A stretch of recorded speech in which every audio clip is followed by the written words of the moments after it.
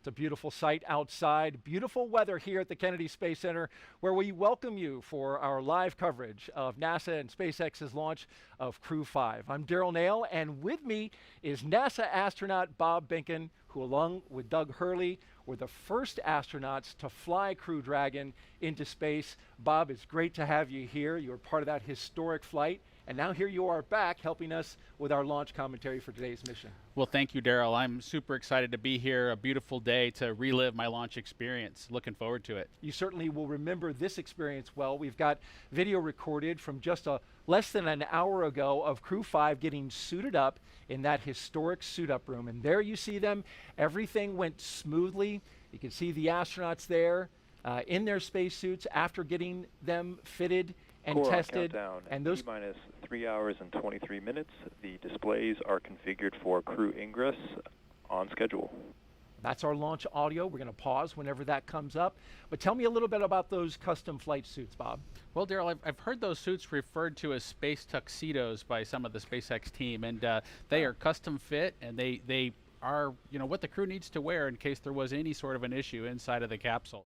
And here they come, Crew-5. Crew they're ready for crew arrival, and crew are walking out of the O&C room now, on schedule. Indeed they are, and there they are. The astronauts of Crew-5 taking their first steps outside as they head to the pad. From left to right, cosmonaut Anna Kikina, Josh Cassada, Commander Nicole Mann, and Koichi Wakata.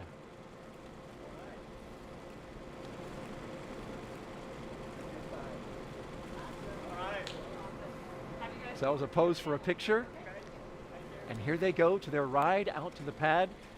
3 Teslas all lined up in queue, along with a full security escort. And the folks you see there, family, loved ones. This is a moment to have an exchange, Bob. It is. It's an opportunity for the crew, if you will, to take a little bit of a break from the technical briefs that they've been having this morning as they got suited up and understood what the weather conditions were. They get a chance to say goodbye to their families, see some smiling faces, again, have a little bit of a relaxing moment with their families before they get serious again and head out to the launch pad. It can be an emotional moment. Absolutely. For the Demo 2 mission, my son was super excited to yell Launch America. So that was the one thing that you could absolutely hear. Even inside the suit with our deep insert earplugs, you could hear that Launch America tune when he sang it out. Look at that license plate. I was just noticing that. Blast off. Yeah, Daryl, the SpaceX team has been creative with those license plates. It's always cool to see what they add to the Teslas to make the experience just a little bit personalized. It's a nice touch. As you can see, the media in the background positioning themselves for a good shot as the Teslas roll out with a full security escort on a 20-minute drive to pad 39A.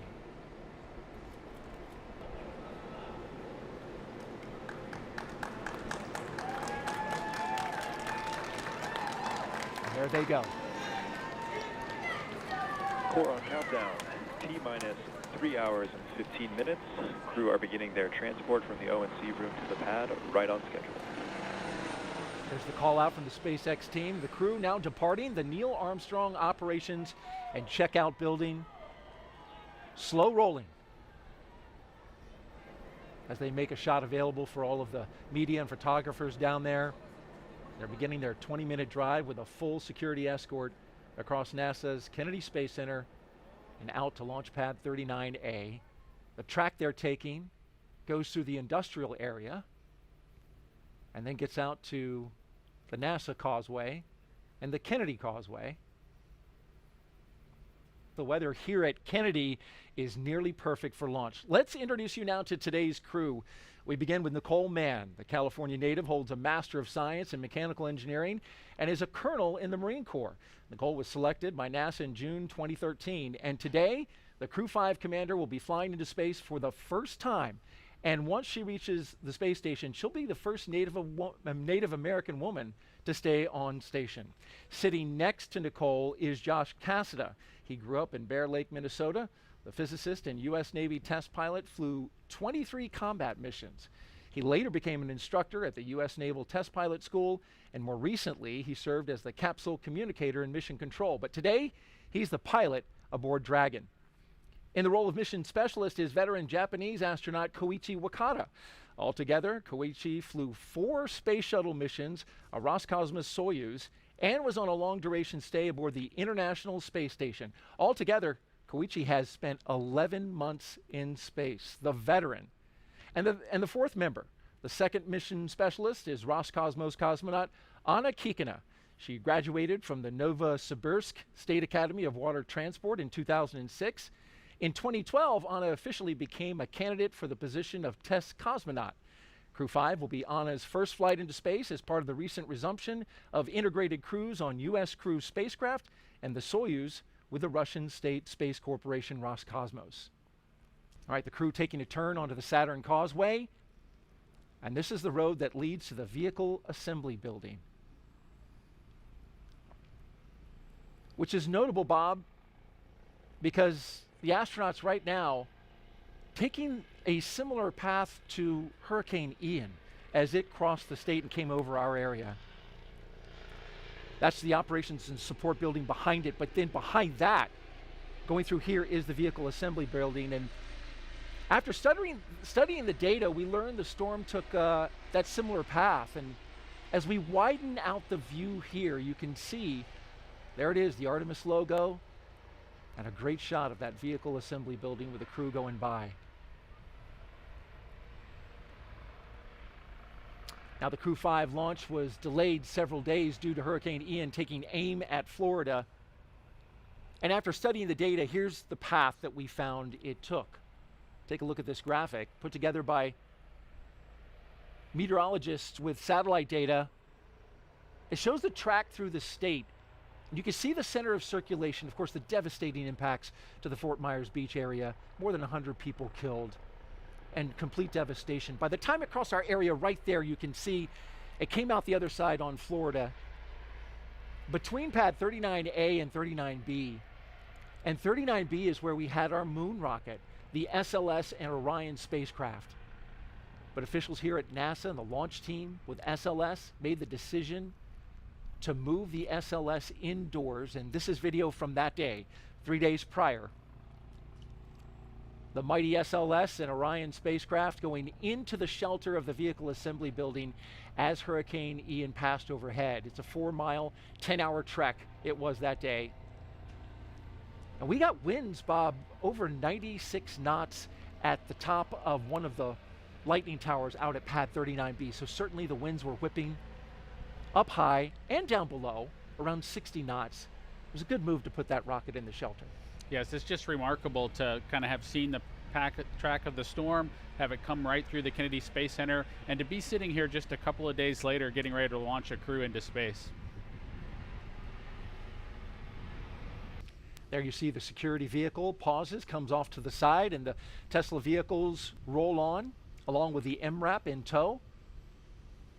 And this begins the part of a really neat experience. Going up the slow grade as they pass the security checkpoint and into the blast danger area. This is an area only for the astronauts and the advanced team, as well as the closeout crew. It's a restricted area. And you go up that slow hill and you're looking right at that rocket. You know, Daryl, as you make your way to the launch pad, you kind of go through layers, if you will, of people that can be near you. So whether that's your family and your guests when you're back at the O&C building, but as you make your way to the pad surface, there are these milestones that you get past where you become more and more alone on your ride into orbit. And so heading up this hill to the launch pad surface, it's definitely a smaller group, and that group continues to shrink all the way to hatch closure. And in your case, until it was just you and Doug Hurley. That's true. It was just Doug and I, and of course all the support team that's reaching out to you via the radio to make sure that they're watching over and making sure that you're ready to head off into space. But it was definitely Doug and I alone with our thoughts. These 4 Crew-5 astronauts now actually on the pad surface. As you can see them driving onto it, there's a track that they just came over that goes around the launch pad. That's a relic from the space shuttle era as well as the Apollo. There's the base of the rocket, and dead ahead, the elevators to the launch tower that will take them up to the top of the crew access arm and allow them to make entryway into the Crew Dragon.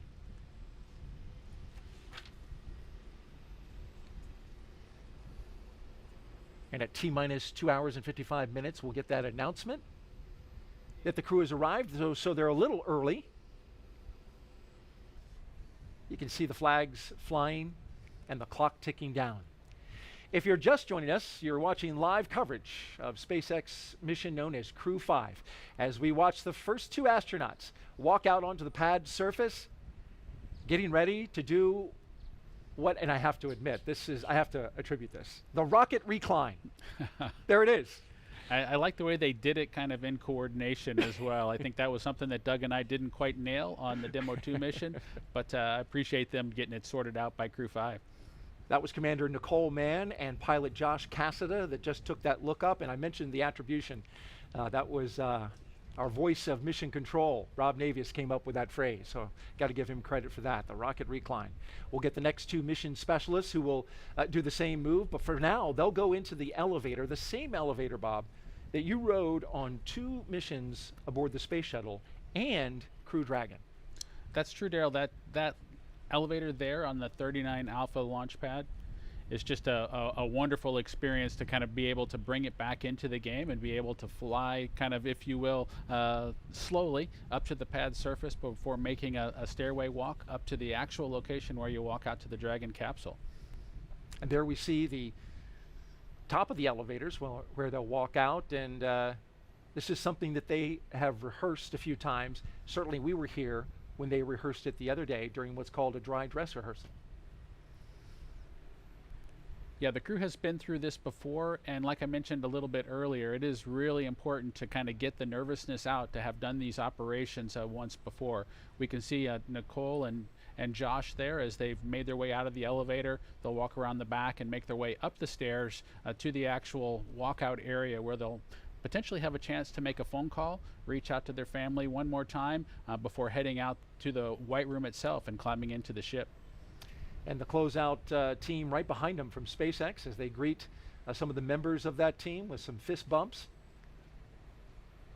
The telephone you mentioned, Bob, is there on the right-hand side of that hallway there.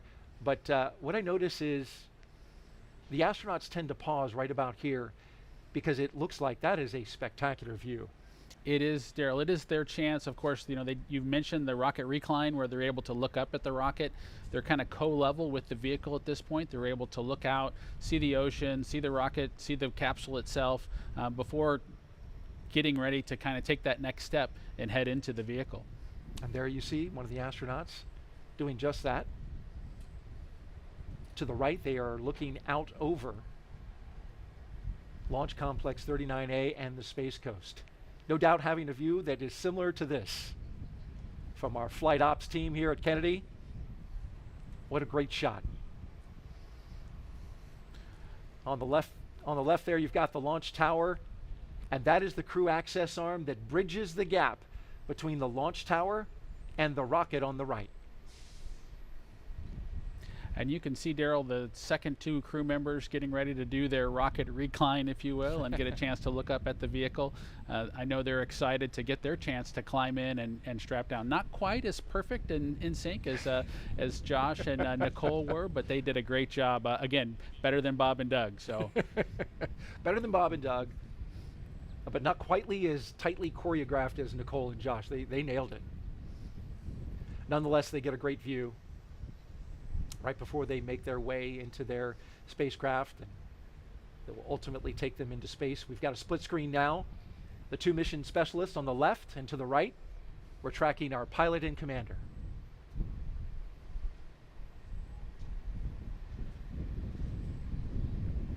Now they stagger the astronauts in this fashion because everything is highly proceduralized, right? As they go through the lines, check off the mission milestones, and then also it's carefully choreographed because you want to have everybody being orderly as they get into the spacecraft. Absolutely, Daryl. There is a well choreographed checklist that the SpaceX team has on their tablets as they follow along with the crew accomplishing the steps in front of them. But remember, there's just a single hatchway, and they need to go in sequence, and it wouldn't be helpful for all 4 of them to be there at the same time. So we do bring them in sequence, Nicole boarding first, followed by the rest of the crew. Looking at the launch tower there, pad 39A. Bob, this is the same launch tower that launched the space shuttle. It's been, of course, renovated by SpaceX. They've made a lot of improvements in order to accommodate the Falcon 9, but it also has some throwback to the shuttle era. And there's part of the fixed service structure that's still a part of that structure today. That's true, Daryl. The 39 Alpha launch complex was modified to be able to handle the Falcon 9 rocket. And Doug and I were super excited to launch again from the exact same location. There are remnants of the shuttle program that are still kind of out there. There's a series of chevrons. You can kind of see them in the image there. The kind of the yellow pathway, if you will. The crews go in the opposite direction there. Those chevrons point towards the slide wire baskets that they would use if they needed to do an emergency egress off the pad surface. Those slide wire baskets are a legacy item from the shuttle program. And here we go, the first 2 astronauts to board Crew Dragon. On the left, Josh Cassada, and on the right, Commander Nicole Mann. All smiles as they make their way down the crew access arm. You can see the fist pumps. They're definitely getting excited now as they get ready to board the ship. And they make their way into what's called the White Room.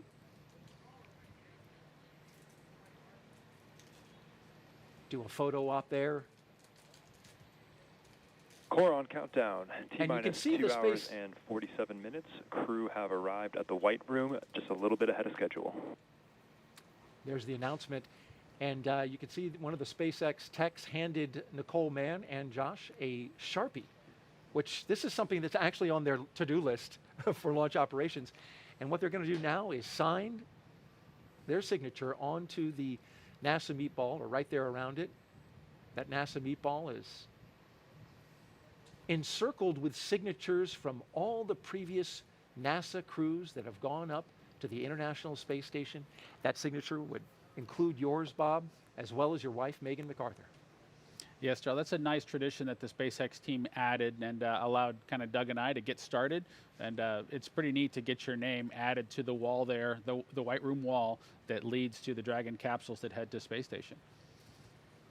And there you see her putting her signature, making the way around the NASA meatball, handing off the pen to Josh. And to the right, you see the SpaceX logo. For their commercial missions, they're also starting a set of signatures, which is a great sign about starting to establish that economy in low Earth orbit, the commercialization of low Earth orbit.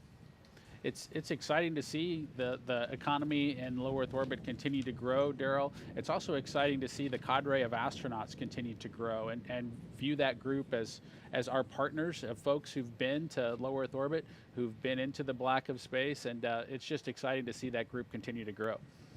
Our launch weather officer for today, Brian Sizik, from the 45th Space Wing, telling us that we've got a nice high pressure system in the area, Bob, that's keeping everything clear as the first astronaut climbs aboard. Core on countdown at T-minus 2 hours and 44 minutes. Crew have begun ingressing Dragon. And here come our second 2 astronauts, mission specialists Koichi Wakata and Anna Kikina.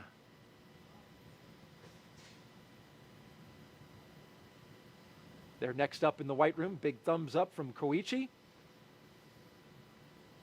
He's the veteran of this group, Bob. We got 3 first-time flyers and a guy that has a lot of experience in space. That's true, Daryl. You know, Koichi was in the astronaut office when I arrived a couple decades ago, you know, just having joined and trained as a shuttle astronaut, getting the opportunity to fly on his 3rd space vehicle kind of going forward here. It's got to be exciting for him to try on a new spaceship. And making his 5th flight into space.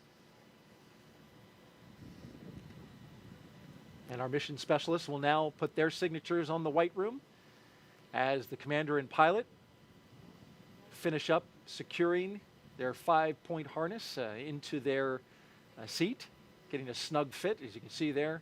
Josh Cassada making sure everything is lined up correctly. Looks like he's got 4 hands. But those are his gloves. I'm sure an extra set of hands couldn't hurt. Yeah, no, he just has the 2 hands, just like the rest of us, but he does have the gloves there kind of taken off to kind of give him some additional dexterity as he tries to work through getting all the strap-in process completed. You mentioned the 5-point harness, much like a racing harness that the astronauts strap in with. Likely they won't need all of the capability of that harness as they head into orbit and take their ride, but it does provide some capability should the emergency escape system be activated to really keep them strapped tightly into their seats. So very exciting watching them getting settled in. We've got this awesome view of the Falcon 9 with Dragon on top, crew on board already. We have been watching the crew since this morning make their way to the launch pad, climb up the fixed service structure, walk across that beautiful crew arm that you see there on your screen, and now they are getting settled into each one of their seats, and there is the Crew-5 crew there on your right-hand screen.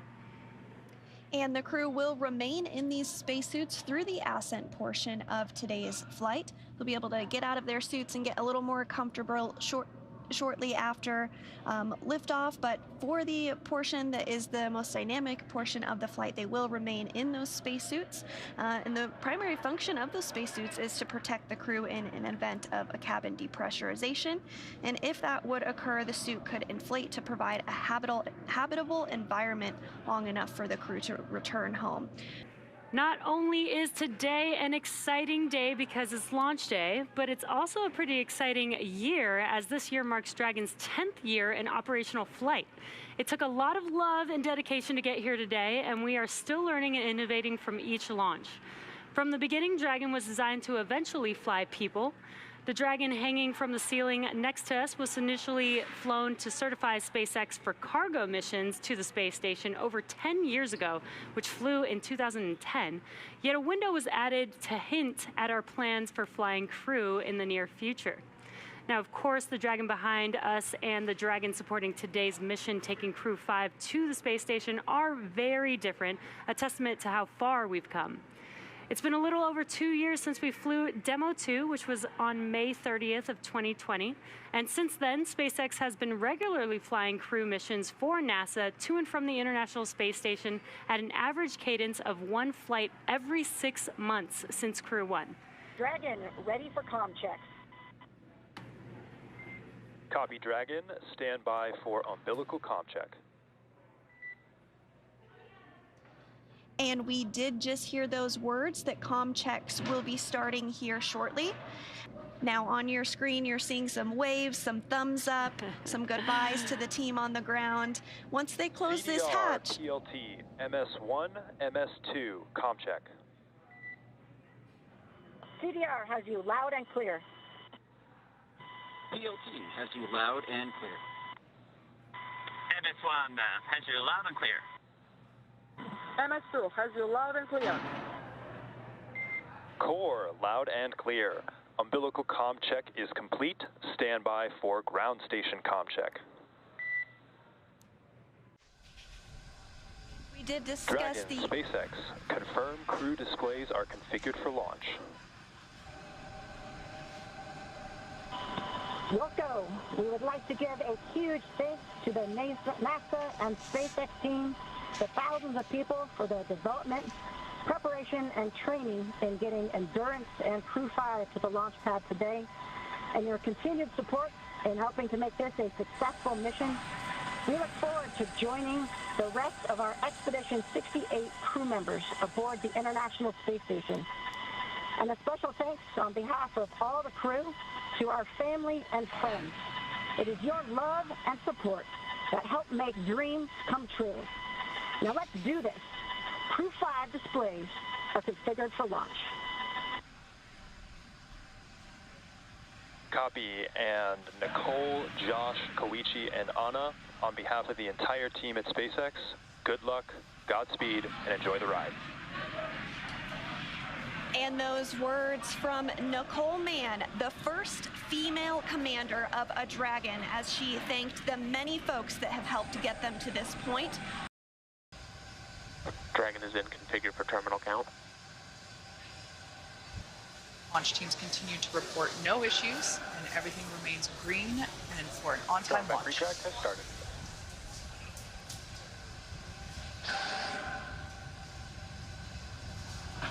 And here in just a couple seconds, you might be able to see the strong back arm as it does begin to retract. As Kate said, it will recline 2 degrees.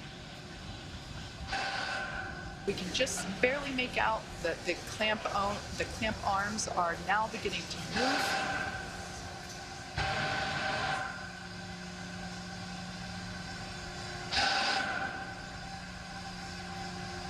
All right, now that those clamp arms are removed, as Sandra said, this will retract by 2 degrees, and then at liftoff, the strong back will retract another to 45 degrees, allowing Falcon 9 to clear.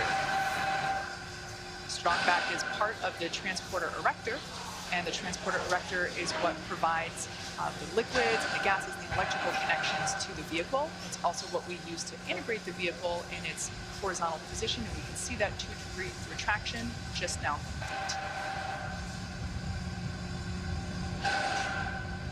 And the next call out that we should hear in about 20 seconds is that the first stage LOX load is complete.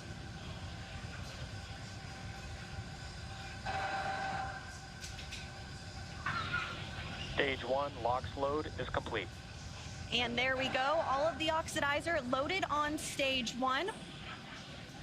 Soon we'll hear that stage 2 LOX load is complete, and that will be the last propellant call out we'll hear today. Now less than 3 minutes until launch. Dragon is in terminal count and is on internal power. All right, there we heard the good news that Dragon is now on internal power. Again, the white clouds that you see there at the base of the Dragon trunk, totally normal. That's just the vapor from the liquid oxygen. Again, second stage now wrapping up its LOX load.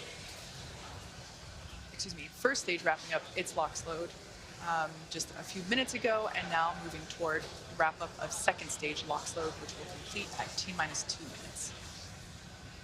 Coming up on 2 minutes until liftoff, standing by for word that stage 2 LOX load has been completed.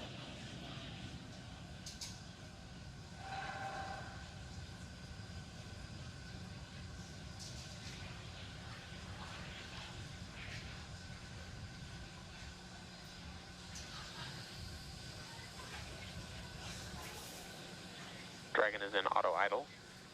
Stage 2 LOX load is complete. There we heard the call out. Falcon 9 is now completely fueled. All of its propellants, so Gas closeouts are starting. Expect loud venting. all of its propellants, and we can see that leftover liquid oxygen now being vented or released, now flowing further away from the vehicle. So nearly 1 million pounds of liquid oxygen in RP1 now on board Falcon 9. It is fully loaded and ready for launch. And coming up at T-minus 1 minute, we'll hear that Dragon is in countdown.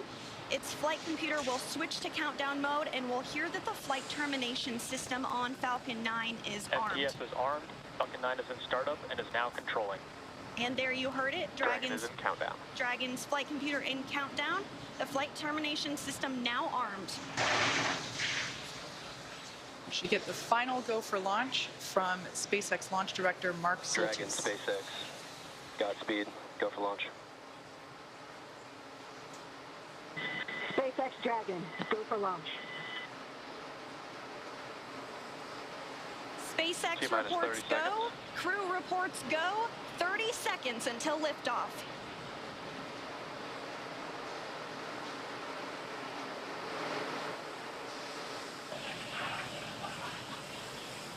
T-minus 15. 10, 9, 8, 7, 6, 5, 4, 3, 2, 1. Ignition. Engines full power. And liftoff.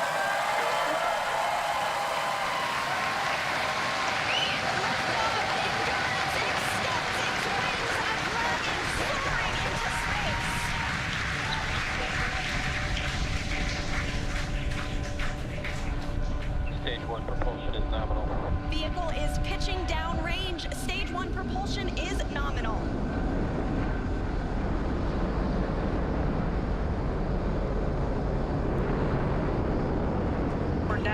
T plus 35 seconds into the 5th rotational crew mission on board Dragon and Falcon 9. Coming up in just a few seconds, we'll hear the call out for stage 1 throttle down. Stage 1 throttle down.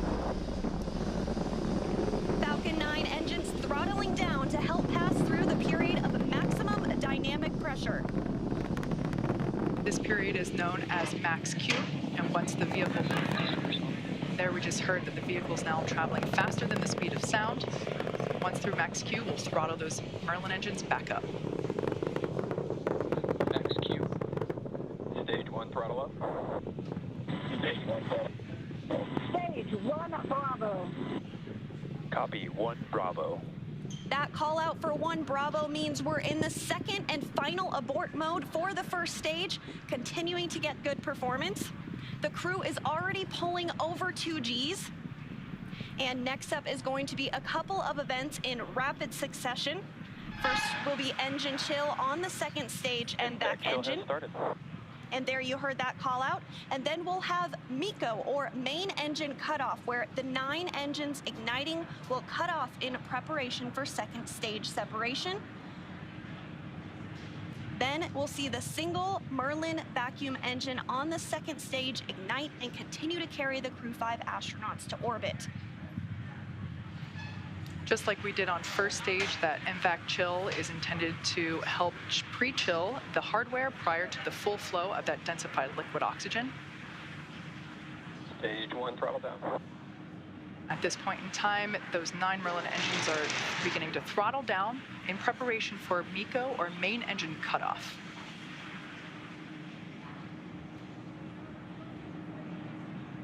Standing by for MECO. And MECO. Stage 2 Alpha. Stage separation confirmed. Copy, 2 Alpha. There we should see that second engine begin to ignite now. And obviously confirmed by the loud cheer behind us here at Mission Control Hawthorne. And we're also in 2 Alpha for the aborts if needed.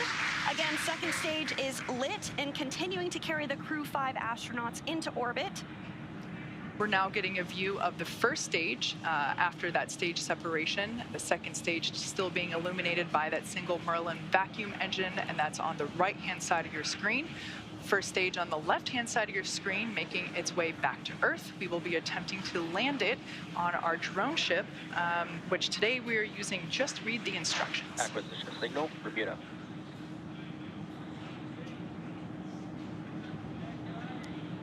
And we did hear that acquisition of the ground station in Bermuda. The first stage is continuing to make its way back to Earth, and the second stage is going to continue. SpaceX, trajectory nominal. Another good call, trajectory nominal. Dragon copy.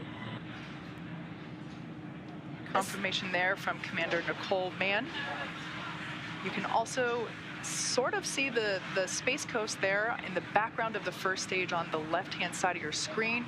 It also looks like you can actually see the thrust plume created by the first stage as it's now rotating just out of screen. Second stage is going to continue firing until a little over 8 minutes into the flight, really doing the heavy lifting now, getting the crew into orbit. Everything continues to look nominal on both first and second stages. As I mentioned before, the first stage will be making a landing on one of our drone ships, which is currently parked a couple hundred miles off the coast of Florida in the Atlantic Ocean. So we can see now that... Dragon, SpaceX, trajectory nominal. Good confirmation there that we have good trajectory. The second stage now traveling over 5,400 miles per hour. Crew is pulling a little more than 1 G right now. That's going to continue to ramp up, peaking just before we get to second stage cutoff here in just a few minutes from now.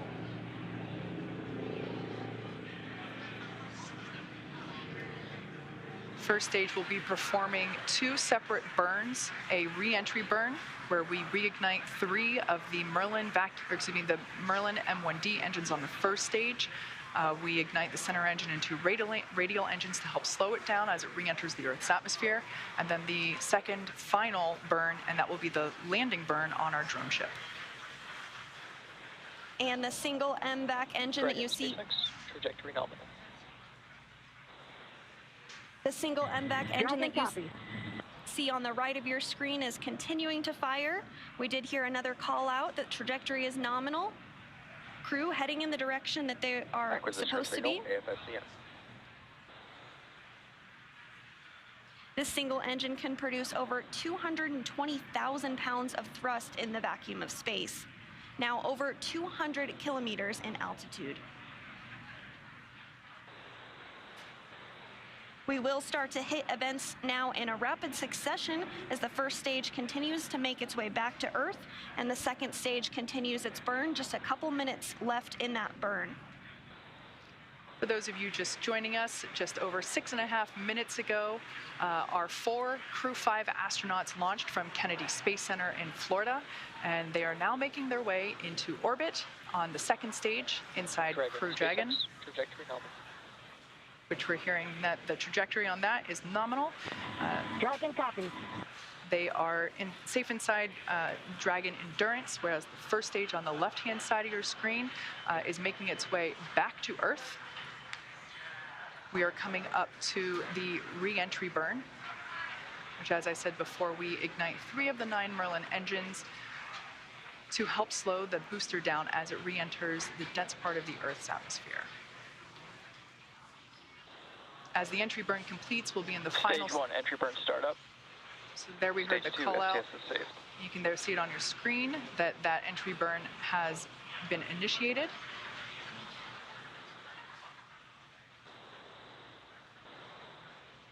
And as that entry burn completes, we'll be in the final different abort phases here shortly, which essentially correspond to areas along the very northeastern seaboard of the U.S.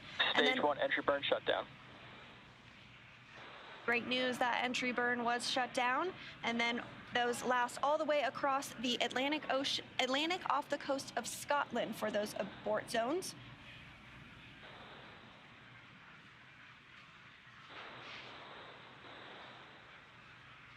Everything continues to look nominal for both the first and second stages. Terminal guidance.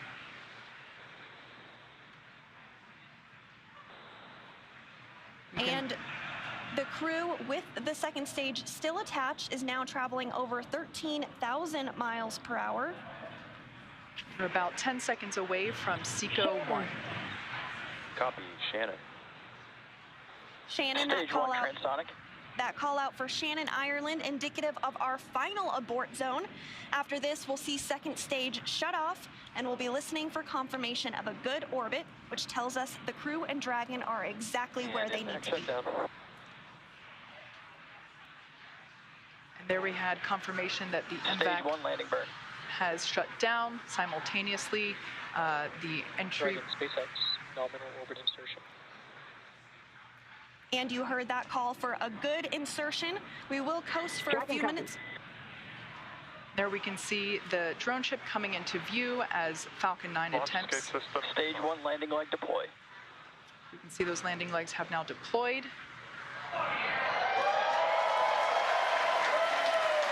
And as you can see on your screen, and you can hear by the clapping and cheering behind me, Falcon 9 has landed on our drone ship just through the instructions, parked off the coast of Florida.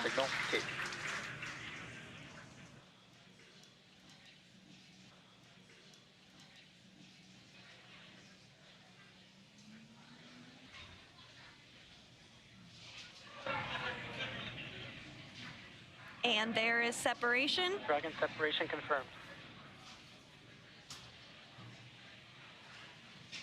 And Dragon, decision launch director. Dragon copy, then. Dragon, this is your launch director on Dragon. On behalf of the entire launch and recovery team, it was an honor and a pleasure to be a part of this mission with you. And while October 3rd may belong to the Mean Girls, October 5th will forever belong to Crew-5. Godspeed, Endurance. Cheers.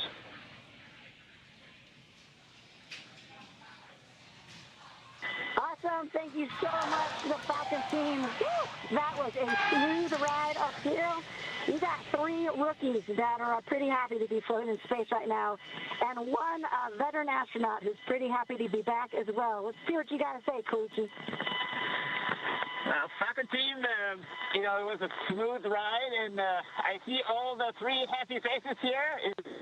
Back in 0G, and I appreciate all the help to give us a smooth ride and training. And thank you so much. JAXA の支援隊の皆さん、非常にスムーズな打ち上げでした。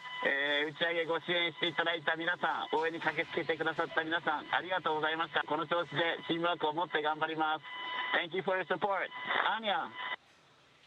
Thank you, Falcon 9 and our fellow agencies, to Roscosmos, NASA, and JAXA, and SpaceX exactly for giving us that opportunity. We're so glad to do it together. And thank you for everybody, for all people who with us. Спасибо большое всем агентствам Roscosmos, NASA, JAXA и, естественно, SpaceX за предоставленную нам возможность. Мы рады всем экипажам делать то, что мы сейчас делаем. И большое спасибо всем людям, кто сейчас с нами.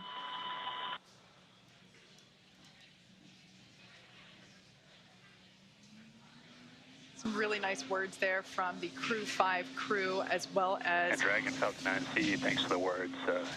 Had a great ride. Have a good mission. We'll see you later.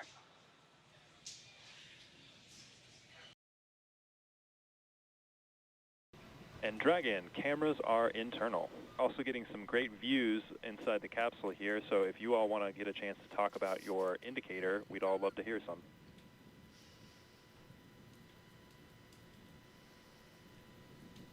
Absolutely, Mike. So, a couple years after he come up with his groundbreaking theory of special relativity, Albert Einstein, in his mind, still had a couple loose ends to tie up. While he was sitting in the patent office, because he wasn't famous yet, definitely should have been, he had what his happiest thought of his entire life. That thought was, person in free fall doesn't feel their own weight. That thought, along with some others that he built upon, led to general relativity and our understanding of gravitation and curvature of space-time. We're experiencing Einstein's happiest thought continuously, like the International Space Station has been doing for over 20 years. On Crew-5, call this little guy our free fall indicator. We're here to tell you there's plenty of gravity up here. In fact, that's what's keeping us in orbit right now and preventing this trip on a Crew Dragon from being a one-way trip. A little bit like life. We live in the same world, we live in the same universe. Sometimes we experience it in a very different way from our neighbors. We can all keep that in mind. Hopefully we can all continue to do absolutely amazing things, do it together.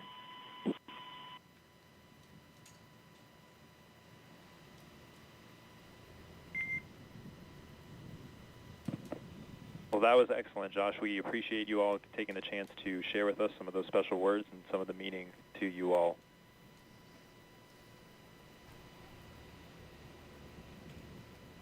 I tell you, my crewmates are just happy that we didn't break out a dry erase board and get into more detail. We'll chat lensing later. Absolutely.